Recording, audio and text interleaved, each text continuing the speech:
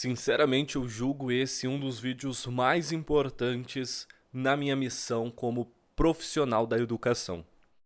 No vídeo de hoje eu vou apresentar para vocês quais são os planos do governo que acabou de ser eleito. Estou gravando esse vídeo 31/10/2022. Luiz Inácio Lula da Silva é concretizado o 39º presidente do Brasil e com isso é extremamente importante nós entendermos quais são as propostas do governo, o plano de governo Lula-Alckmin 2023 a 2026. Na prática, eu sei que todos deveriam ter lido já esse documento, ambos os documentos no segundo turno, no primeiro turno de todos, e a partir dali julgar qual o melhor governo e ser eleito. Mas eu espero que com esse conteúdo daqui 10, 20 anos eu possa colher ótimos frutos, educando as pessoas, orientando as pessoas a fazer o processo decisório da melhor maneira correta. Eu vou me abster de dar opiniões, tá bom? Eu somente vou compartilhar o que está dentro de um documento oficial e que foi chamado Diretrizes para o Programa de Reconstrução e Transformação do Brasil, chamado por Lula-Alckmin 2023 a 2026, de coligação que eles chamam Brasil de Esperança. Antes de nós iniciarmos sobre o assunto, veja que esse conteúdo é extremamente importante e ele serve para que as pessoas tenham conhecimento do que é proposto a ser feito e a partir daí exercer o seu papel como cidadão. Elegeu dentro de uma democracia e também tem o papel de aceitar como obrigação e também de fiscalizar e cobrar caso não cumpra aquilo que foi prometido. Então, já antes de iniciarmos este conteúdo, eu peço gentilmente, compartilhe esse conteúdo nas suas redes sociais, deixe o seu joinha, deixe o seu comentário, se inscreva no canal e ajude esse conteúdo a chegar a mais pessoas, porque eu sei que é uma parcela mínima, muito pequena, que fez a leitura desse documento e é um documento extremamente importante. Então eu conto com a sua colaboração para que essa informação chegue ao maior número de pessoas possíveis. Então vamos lá, falando ali o inicial do documento, ele fala sobre os compromissos para a reconstrução e a transformação do país. Então ele fala sobre um país que está devastado por um processo de destruição que nos trouxe de volta a fome, o desemprego, a inflação, o endividamento e o desalento das famílias. Também falou sobre deixar em xeque democracia e soberania e que destrói o investimento público e das empresas, que isso resulta no aprofundamento às desigualdades e condena o país ao atraso e ao isolamento internacional.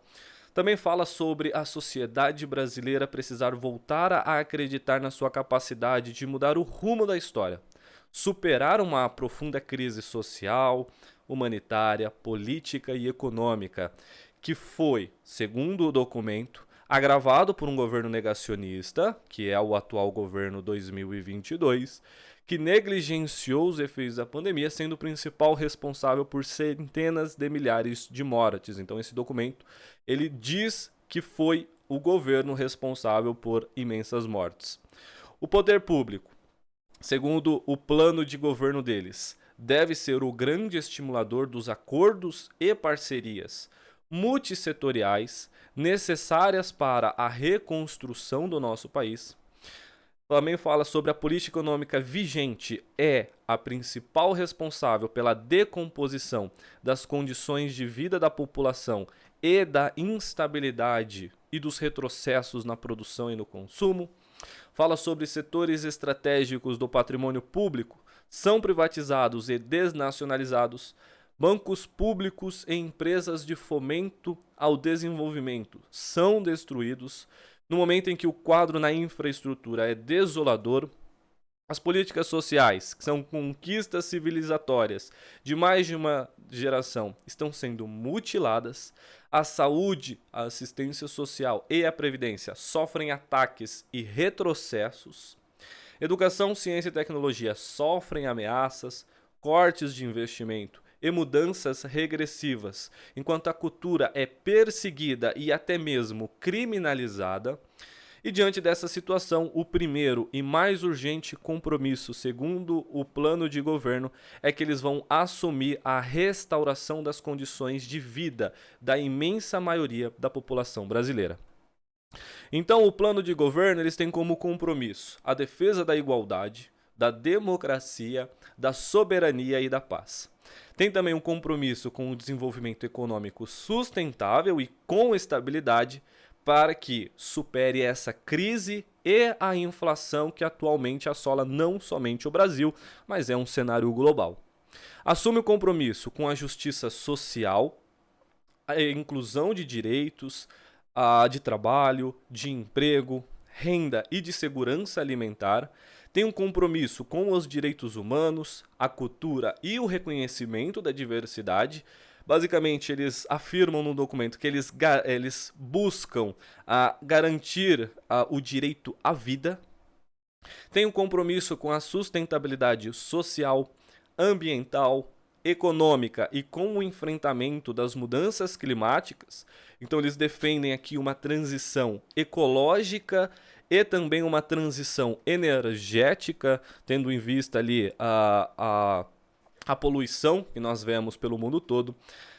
E eles afirmam que, apesar das desastrosas políticas ambientais e externas do atual governo, não será difícil recuperar as credenciais internacionais decorrentes de um histórico que eles chamaram de cooperação multilateral em defesa da autodeterminação dos povos e da não intervenção de nações soberanas. Então esse é o introdutório do plano de governo, fazendo algumas menções das visões deles atuais das diversas áreas do nosso país, e aí então surge a parte de planejamento deles, falando do desenvolvimento social e de garantia dos direitos.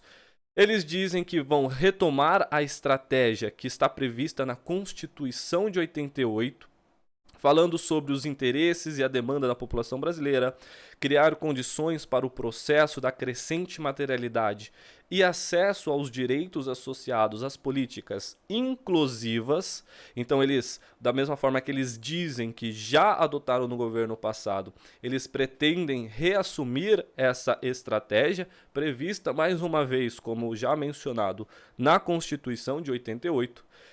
O novo governo vai propor uma nova legislação trabalhista, então eles pretendem fazer negociação, debater, para que façam uma extensão da proteção social de todas as formas de ocupação, emprego, relação de trabalho, eles mencionam em especial com atenção aos autônomos, aos que trabalham por conta própria, home office, os que trabalham em aplicativos, plataformas, inclusive dizendo que pretendem revogar os marcos que, segundo eles, regressivos da atual legislação trabalhista. O novo governo incentivará o debate e as iniciativas de reestruturação sindical, assegurando o direito à greve e coibir as práticas antissociais, ou melhor, antissindicais. Serão respeitadas também as decisões de financiamento solidário e democrático da estrutura sindical. No meu entendimento, pelo que eu entendi, é que não será algo obrigatório a ser pago. Como está escrito no documento, serão respeitadas também as decisões de financiamento solidário e democrático da estrutura sindical. Também fala sobre o Brasil precisar criar oportunidades de trabalho e de emprego. Então, eles propõem a retomada dos investimentos em infraestrutura e em habitação, a reindustrialização nacional em novas bases tecnológicas e ambientais. Eles propõem também a reforma agrária e o estímulo à economia solidária. Se vocês não têm a percepção do que é a economia solidária, basicamente é uma economia centrada na valorização do humano, ao invés da busca incessante pelo capital. Claro, é apenas uma das propostas desse conceito de economia solidária, que prevê basicamente uma luta contra as desigualdades sociais, o desemprego e uma autonomia das ações coletivas de empreendimentos fundamentais que eles dizem para o crescimento desse, que eles já consideram isso como se fosse um movimento, tá bom? Também deve estender o apoio ao cooperativismo. Então, para quem também não tem a ideia do que é esse cara chamado cooperativismo, ele basicamente é uma união de pessoas e empresas, ou pessoas ou empresas que, com o mesmo objetivo, os mesmos interesses, buscam desenvolvimento econômico e social por meio de colaborações e de ajuda mútua. Então, essa é a definição de cooperativismo. Também ao empreendedorismo e às micro e pequenas empresas. Eles pretendem retomar a política de valorização do salário mínimo, com o objetivo de recuperar o poder de compra de trabalhadores. Eles pretendem promover a reconstrução da Seguridade e da Previdência Social, que eles, como dizem, buscarão um modelo previdenciário que concilie o aumento da cobertura com financiamento sustentável. Também é de estratégia do plano de governo a retomada da centralidade e da urgência no enfrentamento da fome e da pobreza, assim como a garantia dos direitos à segurança alimentar e nutricional e também à assistência social. Eles dizem que vão trabalhar de forma incessante até que todos os brasileiros tenham direito, ao menos, a 3 refeições de qualidade por dia. Eles dizem também que é imperativo a reconstrução e o fortalecimento do Sistema Único de Assistência Social, que chamava-se SUAS, e a garantia de acesso à ação de inclusão produtiva no campo, nas cidades, em todos os territórios brasileiros. Um programa de Bolsa Família renovado e ampliado precisa ser implantado com urgência, segundo eles, para garantir renda compatível com as atuais necessidades da população.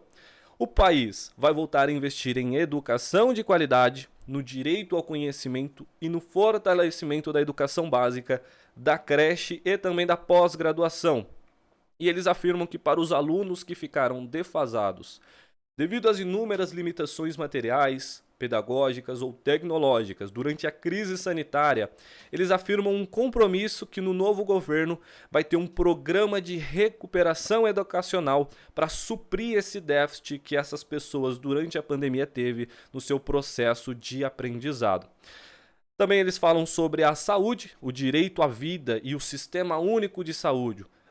Eles afirmam que têm sido tratados com descaso com o atual governo, então é urgente para eles darem as condições ao SUS para retomar o atendimento às demandas que foram represadas durante a pandemia.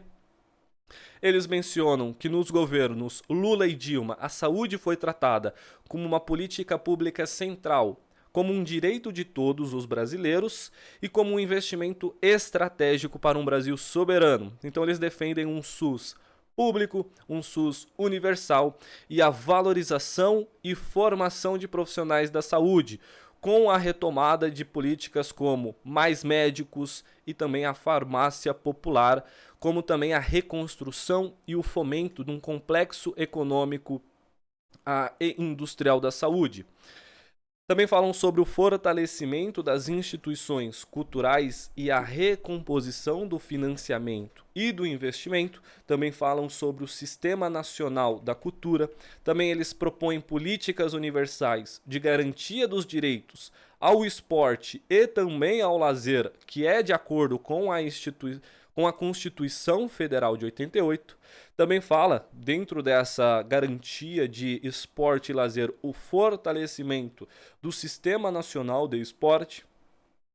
Eles dizem que nas cidades brasileiras vivem 85% da nossa população, então eles pretendem retomar políticas de garantia de direito à cidade, combatendo desigualdades territoriais, em direção a uma ampla reforma urbana, reduzindo as desigualdades socioterritoriais e promovendo a transição ecológica das cidades por meio de investimentos integrados em infraestrutura de transporte público, habitação, saneamento básico e equipamentos sociais. Eles apoiarão e incentivarão as cidades criativas e sustentáveis.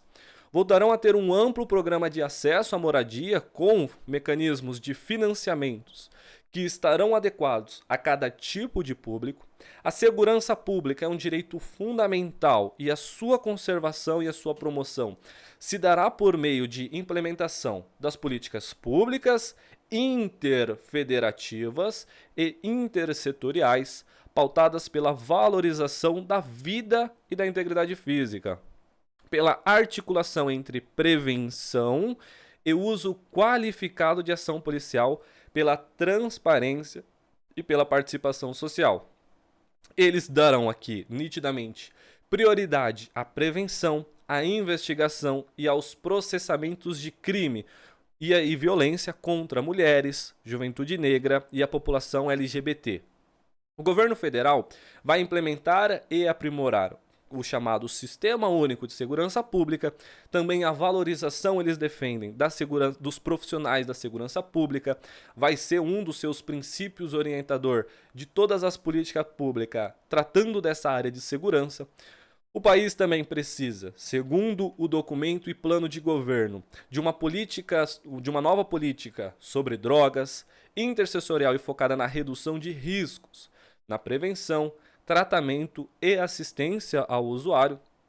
Eles mencionam que o atual modelo bélico, tratando sobre bélico é poder de fogo, de arma, de combate ao tráfico, será substituído por estratégias de enfrentamento e desarticulação das organizações criminosas, baseadas em conhecimento e informação, com o fortalecimento da investigação e da inteligência. Então, mais uma vez, eles estão aqui mostrando para nós que eles pretendem trabalhar mais na parte de antes do fato acontecer. Eles querem mitigar, eles querem prevenir, segundo o documento.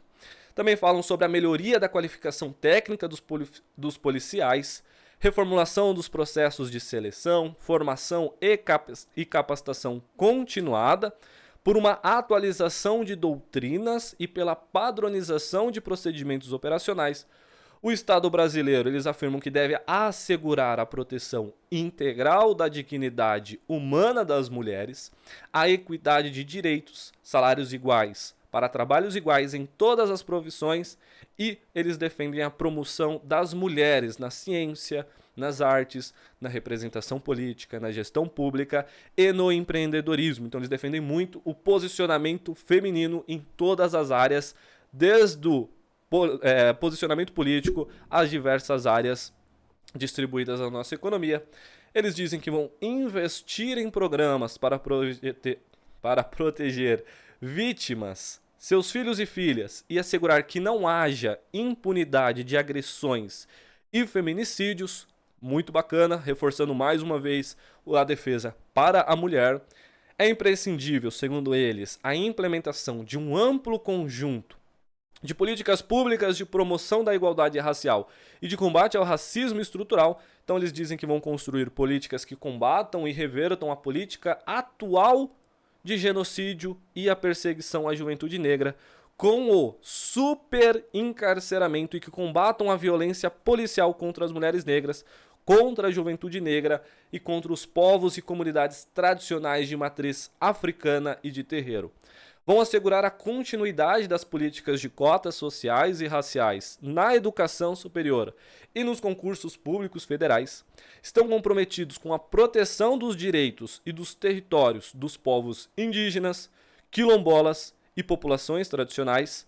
Também promoverão ou vão propor políticas que garantam os direitos, o combate e a discriminação e o respeito à cidadania LGBT.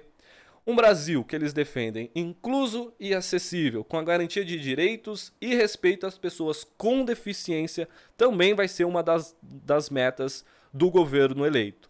O compromisso é romper as barreiras do capacitismo, conforme eles falaram, e assegurar a todos os brasileiros inserção social, oportunidades e autonomia. Eles dizem que é necessário que promova a defesa das famílias, com proteção e cuidados prioritários com as crianças, as suas infâncias, em especial por meio de combate à pobreza, a garantia do acesso integral às políticas públicas e do direito a brincar, assegurar proteção, saúde, alimentação, educação, bem-estar, a primeira infância, como eles chamam. Vão atuar para construir políticas que asseguram os direitos dos idosos com um envelhecimento ativo, saudável e participativo, com a ampliação e fortalecimento de serviços necessários por meio de uma rede de cuidados. Nosso compromisso com a afirmação, eles dizem, dos direitos é amplo e inclui a proteção e a garantia dos direitos dos animais. Então eles deixam claro que o compromisso de direitos ele é amplo e vai incluir os direitos dos animais por meio de campanhas educativas, apoio às iniciativas públicas e da sociedade que tenham a eficácia no cuidado animal. Agora falando sobre o desenvolvimento econômico e a sustentabilidade socioambiental e climática. Então nós fechamos o primeiro tópico, agora falaremos da parte focada econômica e sustentável. Então eles falam que vão adotar uma estratégia nacional de desenvolvimento justo, solidário, sustentável, soberano e criativo, buscando sempre aqui superar o modelo neoliberal que levou o país ao atraso, segundo eles. Vão combater o uso predatório dos recursos naturais e estimular as atividades econômicas com menor impacto ecológico, recuperar as capacidades estatais, o planejamento e a participação social, fortalecido o Sistema Nacional do Meio Ambiente e a FUNAI. Eles falam também sobre o mercado interno com potencial de produção e consumo em massa, as capacidades estatais com potencial de gasto social e o investimento público, as infraestruturas econômicas, urbanas e sociais. Eles pretendem colocar, segundo eles, os pobres no orçamento de volta, que eles afirmam que não estão, uma vez que eles falam recolocar os pobres e os trabalhadores no orçamento. E para isso eles declaram que vão revogar o teto de gastos e rever o atual regime brasileiro, reforçando no tópico abaixo que eles vão construir um novo regime fiscal, onde vai ser uma criação de estrutura tributária mais simples e progressiva. Basicamente eles falam, vamos colocar os pobres outra vez no orçamento e os super ricos vão pagar mais impostos. Vão propor uma reforma tributária solidária, justa e sustentável, que simplifique tributos e em que os pobres paguem menos e os ricos paguem mais. Vão reduzir, segundo eles, a tributação do consumo, aperfeiçoando a tributação sobre o comércio internacional, desonerando de forma progressiva produtos com maior valor agregado e tecnologia embarcada. Eles querem também corrigir um mecanismo que historicamente transfere renda das camadas mais pobres para as camadas maiores de renda da sociedade, que eles chamam de sonegação de imposto. É uma tarefa prioritária para eles coordenar a política econômica para combater a inflação e enfrentar a carestia. Para quem não entende, carestia é como se fosse uma recessão, um empobrecimento em massa de uma economia, tá bom? Para simplificar aqui para vocês. Em particular, falando dos alimentos e do combustível e eletricidade, eles falam sobre readotar a política de preços dos combustíveis, nós vimos isso lá no governo Dilma. Também falam sobre o apoio à produção de alimentos aos pequenos agricultores e à agricultura orgânica. Eles falam que o país precisa de uma transição para uma nova política de preço dos combustíveis e do gás, que considere os custos nacionais e que seja adequada à ampliação dos investimentos em refino e distribuição, mais uma vez, e à redução da carestia.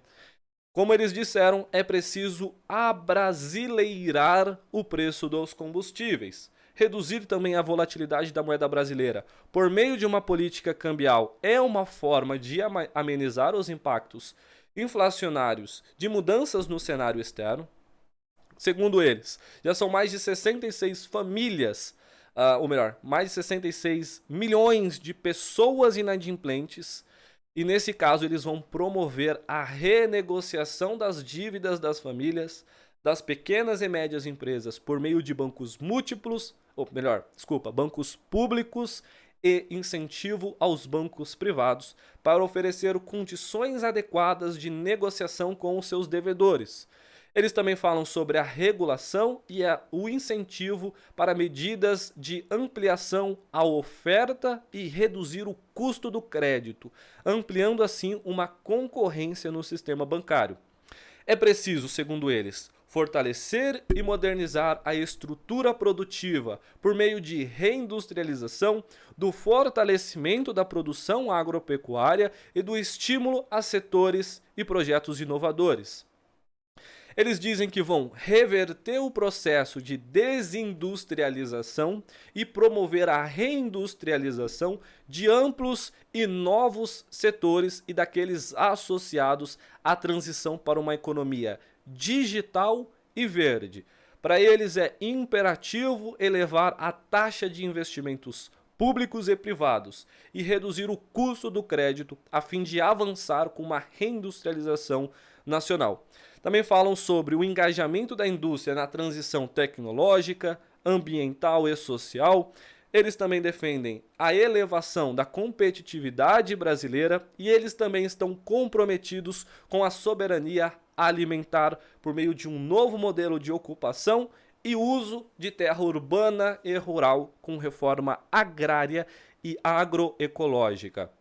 Eles defendem o fortalecimento da produção agrícola, falam que a Embrapa será fortalecida para identificar potencialidades dos agricultores e assegurar mais avanços tecnológicos no campo.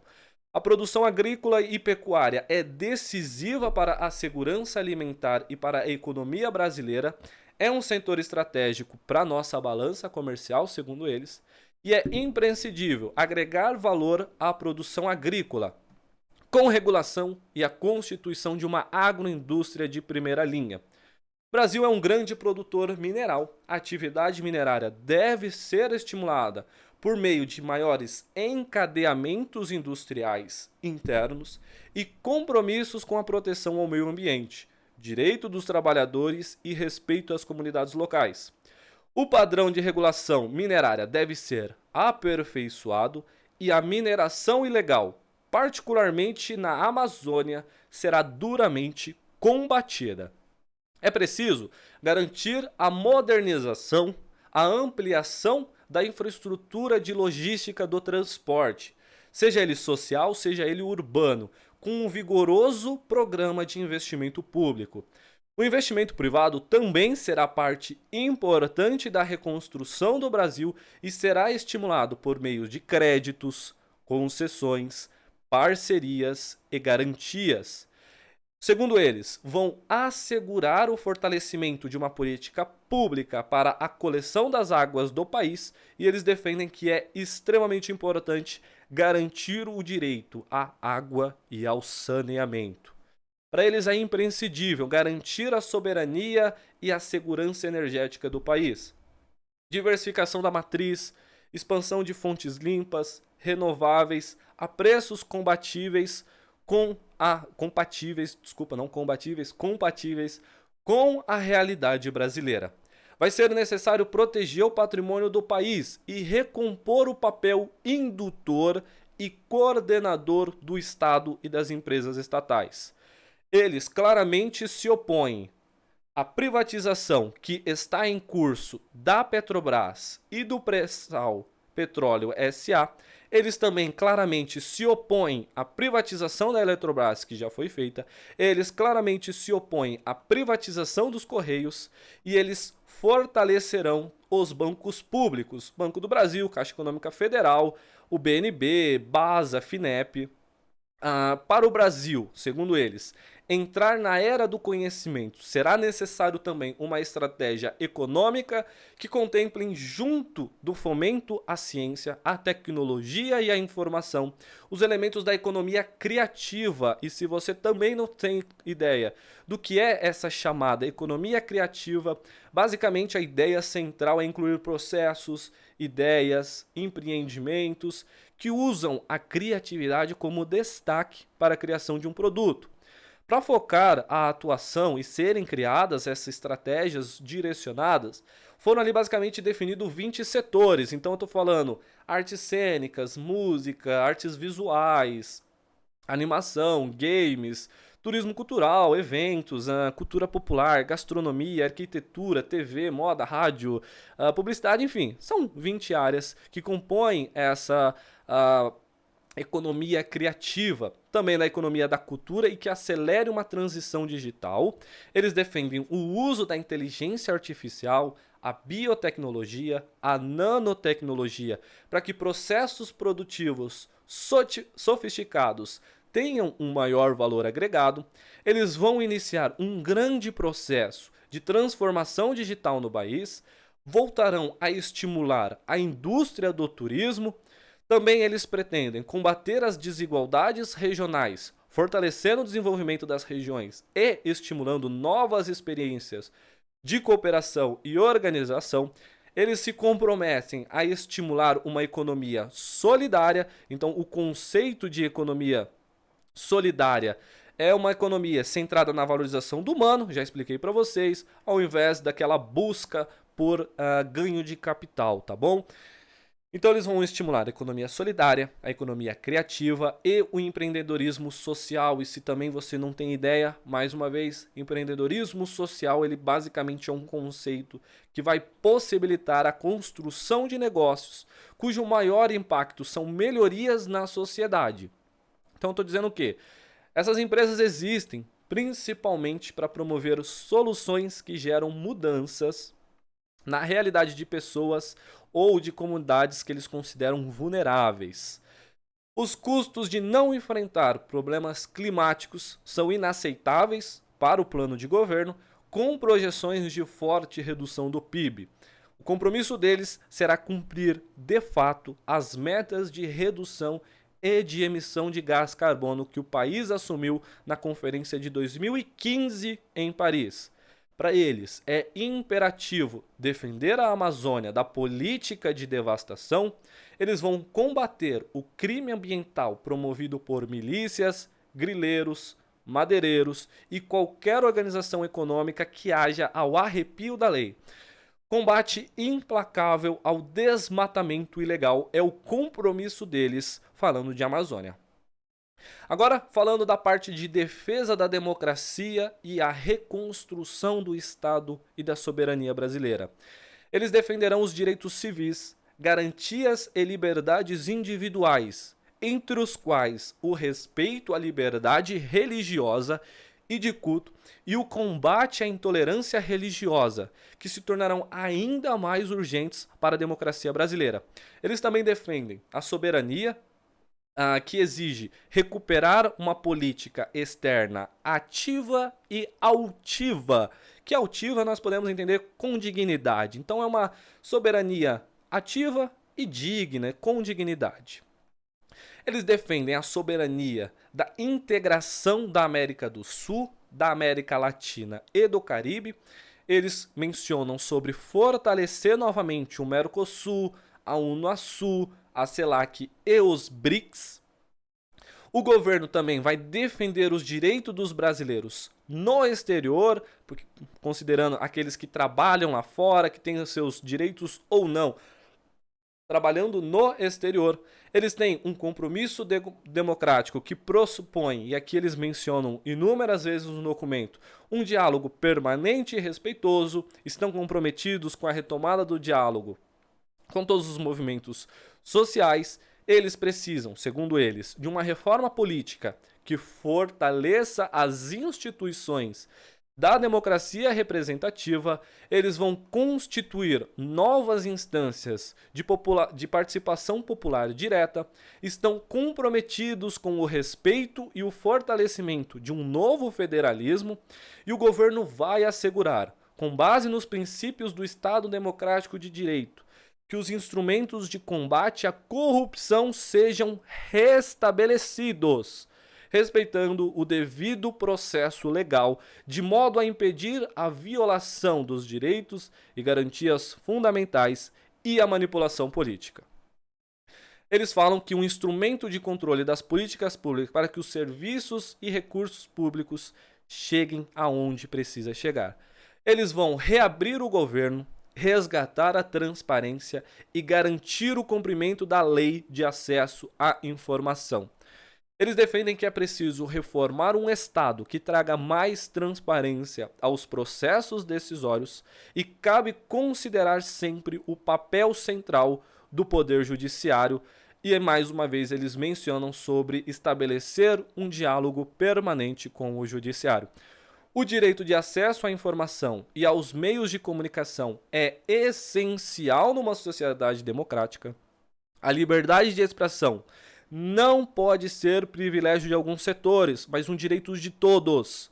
Esse tema, segundo eles, demanda um amplo debate no legislativo, garantindo a regulamentação dos mecanismos protetores da pluralidade, da diversidade, com a defesa da democratização do acesso aos meios de comunicação. É preciso ainda, segundo eles, fortalecer a legislação, dando mais instrumentos ao sistema de justiça para a atuação junto às plataformas digitais, no sentido de garantir a neutralidade da rede, a pluralidade, a proteção de dados e coibir a propagação de mentiras e mensagens antidemocráticas ou de ódio.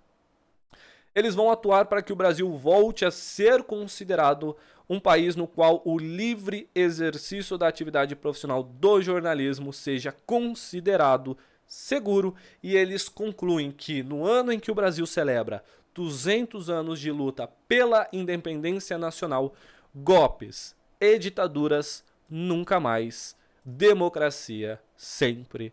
E conclui-se o plano de governo Lula-Alckmin 2023-2026. E eu concluo esse vídeo mais uma vez, reforçando o pedido. Façam um papel extremamente importante e que não vai te custar. Compartilhem em suas redes, compartilhem com seus familiares, os seus amigos, para que nós, cidadãos, agora com um novo governo eleito, possamos fazer o nosso papel. Elegemos de forma democrática e agora também faremos o trabalho de fiscalização para que isso que foi prometido e que eles se comprometeram de fato sejam cumpridos. No mais, um forte abraço do professor Gustavo Mendes e eu te aguardo no nosso próximo encontro.